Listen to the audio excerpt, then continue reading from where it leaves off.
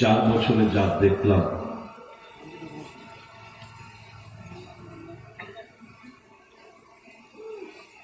মানে এটা তো কোনো রাজনৈতিক দলের তো একটা গ্রামার থাকে। এই সরকার কিংবা এই দলের কোন শিষ্টাচার কিংবা পলিটিক্যাল গ্রামার কিছুই নেই। এ রাজ্যের মানুষ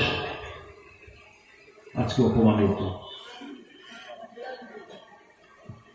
নাগরিকদের গণতান্ত্রিক ও সাংবিধানিক যে অধিকার সেগুলো কেড়ে নেওয়া হয়েছে।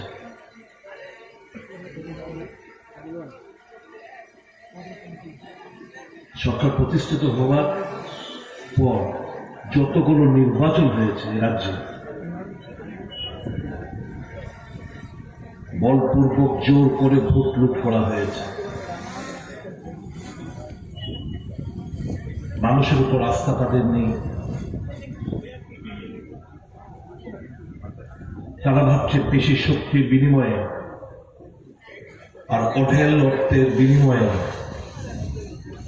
একের পর এক নির্বাচন তারা জয়লাভ করবে, গণতন্ত্রকে পদদলিত করবে, অধিকারকে খর্ব করবে, এরকম ভাবেই তারা ক্ষমতায় টিকে থাকবে।